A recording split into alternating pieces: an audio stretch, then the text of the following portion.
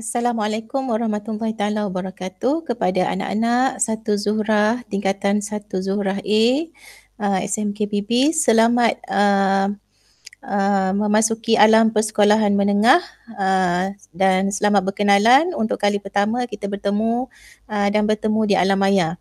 Cikgu ucapkan tahniah kerana anda semua berjaya mendaftar sebagai pelajar tingkatan 1 dan cikgu harapkan anda semua dapat menonton video ini untuk sesi pembelajaran maya kita yang pertama.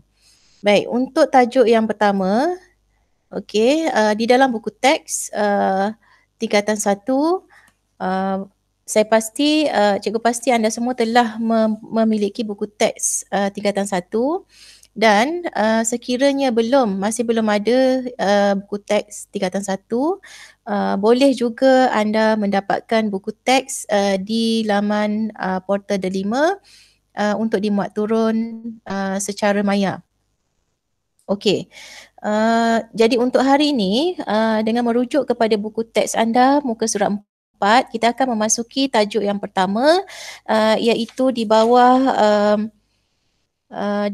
bab 1 pengenalan kepada penyiasatan saintifik, subtopik 1.1 sains adalah sebahagian daripada kehidupan seharian.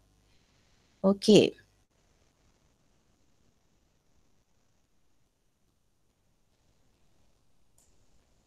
Baik, untuk tajuk ini, sains adalah sebahagian daripada kehidupan harian. Okey. Apabila anak-anak, cikgu pasti anak-anak telah pun mempelajari bab sains, mata pelajaran sains semasa di sekolah rendah daripada darjah 1 hingga darjah 6. Okey, untuk tajuk ini, sains. Apa maksud sains? Okay, untuk tajuk ini kita perlu memahami maksud sains. Sains ialah disiplin ilmu yang melibatkan pemerhatian dan eksperimen yang sistematik terhadap fenomena alam semula jadi. Baik, apakah kepentingan sains dalam kehidupan seharian? Yang pertama, sains menyumbang kepada bidang kejuruteraan seperti pembinaan bangunan pencakar langit yang canggih. Selain itu, penciptaan satelit umpamanya menyebabkan komunikasi menjadi lebih cepat dan efektif. Semua ini memerlukan ilmu sains. Okey. Seterusnya, sains juga membantu meningkatkan hasil tanaman dengan penemuan baja, racun serangga dan penggunaan kaedah hidroponik. Semua ini ilmu sains. Okey. Seterusnya, penemuan vaksin dan antibiotik dalam bidang perubatan membantu mengawal penyakit berjangkit dan mengurangkan kadar kematian. Ini juga memerlukan ilmu sains dan menerangkan kepentingan ilmu sains. Baik, sains menyumbang kepada bidang kejuruteraan seperti pembinaan bangunan pencakar langit yang canggih. Anda semua mungkin pernah pergi ke Kuala Lumpur melihat bangunan tinggi dan salah satu bangunan yang menjadi mercu tanda negara kita ialah KLCC. Okay, bangunan-bangunan tinggi ini dibina oleh jurutera hebat yang mendalami ilmu dan juga teknologi dalam bidang sains, dan sains membantu kepada pembangunan bangunan-bangunan yang tinggi. Selain itu, penciptaan satelit menyebabkan komunikasi menjadi lebih cepat dan efektif. Ya, dan hari ini anak-anak menonton rakaman video ini menggunakan talian internet. Okey. Sekiranya anak-anak melakukan video conference ataupun membuat panggilan menggunakan panggilan video, fungsi satelit berlaku di situ, dan mungkin di rumah anak-anak juga ada kemudahan perkhidmatan Astro mendapat siaran daripada luar negara, dan siaran tersebut diterima menggunakan komunikasi satelit. Okey.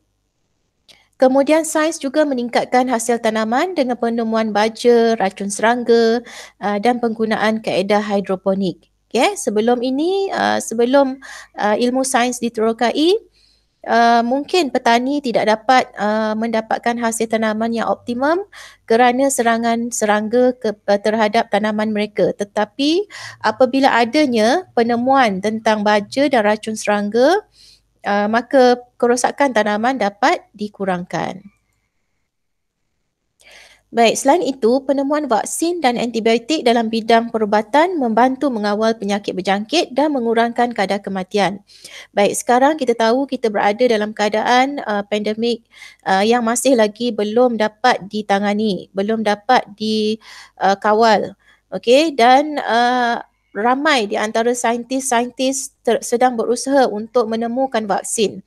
Dan buat masa sekarang telah pun ditemui dua jenis vaksin dan negara kita akan mula menggunakan vaksin tersebut. Okay? Penemuan ini penting untuk mengatasi wabak penyakit dan sekiranya tiada ilmu sains maka sudah pastilah vaksin ini tidak dapat dihasilkan. Baik, bidang sains dibahagikan kepada beberapa pecahan. Okey, ada bidang fizik, biologi, kimia, geologi, astronomi dan juga meteorologi. Bidang fizik memfokuskan kajian tentang tenaga dan kesannya terhadap jirim. Contohnya bidang kejuruteraan dan juga tenaga elektrik. Bidang biologi pula mengkhususkan tentang kajian tentang benda hidup. Contohnya bidang zoologi, microbiologi, fisiologi, botani dan banyak lagi bidang-bidang lain termasuklah bidang perubatan. Kemudian kita ada bidang kimia. Kimia mengkaji ialah bidang yang membuat kajian tentang jirim dan tindak balas yang berlaku. Contohnya bidang farmakologi, forensik dan juga toksikologi. Kemudian seterusnya yang keempat, bidang geologi. Ia adalah kajian tentang batuan, tanah dan juga mineral. Contohnya ialah geokimia, geomorfologi dan juga geofizik. Seterusnya bidang astronomi, ia adalah kajian tentang planet, bintang dan objek lain yang terdapat di dalam alam semesta. Contohnya ialah bidang astrofizik. Dan akhir sekali ialah bidang meteorologi. Ia adalah kajian tentang perubahan cuaca dan iklim. Contohnya ialah hidrometeorologi. Baik, dalam bidang fizik, ini adalah antara contoh pekerjaan yang boleh anda ceburi sekiranya anda menjuruskan kemahiran di dalam bidang fizik. Okay, ini pula adalah contoh pekerjaan di alam biologi. Ini adalah seorang zoologis yang bekerja di zoo. Okay, kemudian mungkin seorang ahli mikrob yang bekerja di bidang penyelidikan mikrob dan juga seorang ahli botani yang menjalankan penyelidikan tentang bidang pertanian. Dalam bidang kimia pula, anda mungkin boleh menjadi seorang penyelidik ataupun ahli farmasi untuk mengkaji tentang ubat-ubatan. Mungkin juga kalau anda biasa lihat di dalam siaran televisyen menjadi seperti seorang detektif yang mengesan cap jari untuk mengesan bukti-bukti tinggalan DNA. Itu adalah bidang kimia. Seterusnya, bidang geologi. Geologi mengkhususkan kepada kaji bumi. Okay? Bidang geologi mungkin menjadi pakar gempa bumi, pakar tanah yang runtuh dan banyak lagi lah dalam bidang geologi. Seterusnya, bidang astronomi iaitu kajian tentang angkasa lepas dan juga objek yang berada di angkasa lepas seperti bintang, planet-planet, cuaca dan sebagainya. Okay, anda boleh menjadi seorang ahli astronomi untuk bidang ini. Seterusnya, untuk bidang meteorologi ialah berkaitan dengan kaji cuaca, penggunaan alat-alat canggih untuk mengesan ramalan cuaca untuk mungkin minggu hadapan, esok dan seterusnya. Kita biasa lihat ramalan cuaca untuk waktu-waktu ke hadapan. Okay? Ini adalah bidang meteorologi. Apakah kerjaya yang boleh anda ceburi di dalam bidang sains. Apa cita-cita anda? Boleh mula berfikir daripada sekarang apa minat anda dan apa yang anda mungkin bercita-cita nak pilih untuk jadi apa lepas ni.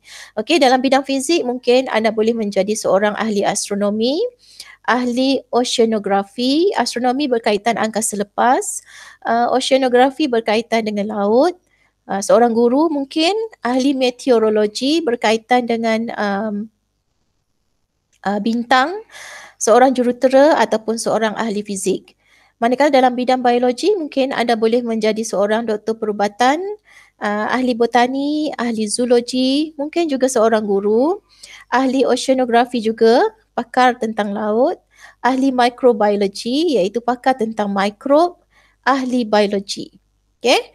Bidang kimia pula mungkin boleh menjadi ahli farmasi, ahli oceanografi juga, guru, ahli forensik dan juga ahli kimia. Selain itu, bidang geologi boleh menjadi seorang ahli geologi, pakar kaji bumi dan juga seorang guru. Baik, ini adalah antara contoh untuk bidang fizik. Okay? Bidang fizik, pekerjaan yang memerlukan kemahiran di dalam bidang fizik. Ini biasanya untuk melihat angkasa lepas ataupun apa yang ada di ruang angkasa. Ini di bawah laut, oceanografi. Ini mungkin pakar tentang kejuruteraan dan ini adalah pakar kaji cuaca. Okay, ini antara pekerjaan dalam bidang biologi tadi, mungkin seorang doktor perubatan, ahli botani, pakar botani, okay? Ahli microbiology. Okay, seterusnya dalam bidang kimia, mungkin seorang ahli farmasi ataupun seorang penyelidik untuk bahagian penyiasatan DNA, pakar penyiasatan untuk bahagian jenayah juga mungkin memerlukan kemahiran dalam bidang kimia. Selain itu, mungkin boleh menjadi seorang ahli kimia. Okey, geologi menjuruskan kepada kajian tentang batu-batuan dan juga bumi lah.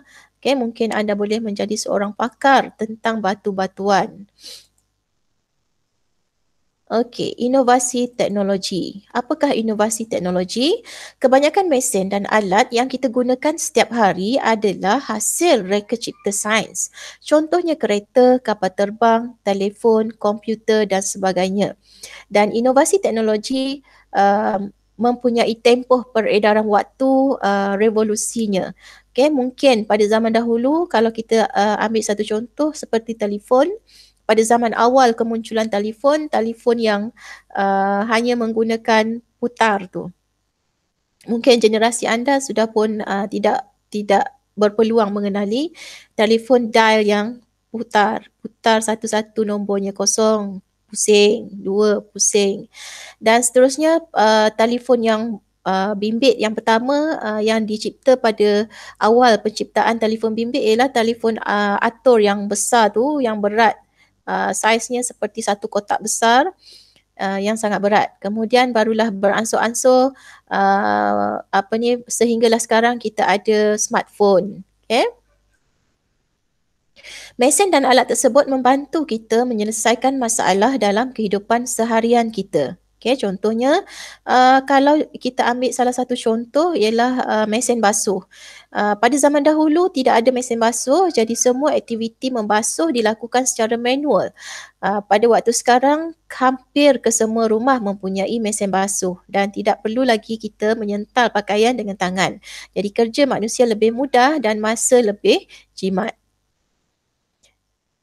Okey, ada di antara ahli sains yang menerima hadiah Nobel iaitu hadiah untuk sebagai pengiktirafan atas usaha mereka membuat penyelidikan. Okey, hadiah Nobel diberikan kepada ahli sains yang cemerlang dalam beberapa bidang sains setiap tahun di Stockholm, Sweden. Baik, seterusnya, makmal sains anda. Kita mengenali makmal sains kita. Okay, untuk pembelajaran akan datang, kita akan sambung dengan makmal sains anda. Jadi untuk setakat ini, itu sahaja untuk pembelajaran kali ini. InsyaAllah kita akan sambung topik 1.2 untuk siri akan datang. Sekian dahulu. Assalamualaikum warahmatullahi wabarakatuh.